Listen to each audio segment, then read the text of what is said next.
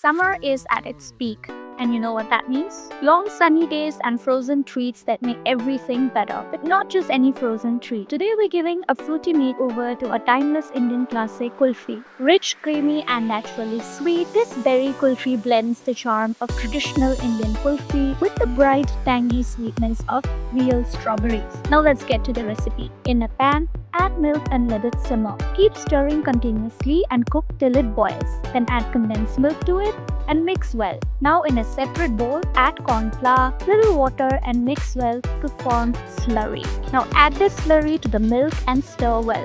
Now cook it on low flame for 2 to 3 minutes till it begins to thicken and simultaneously keep stirring it. Once it's done, transfer it to a bowl and let it cool. Now add pistachio powder, chopped strawberries, a drop of pink color, kulfi essence and mix well. Give it a nice mix and let it cool completely.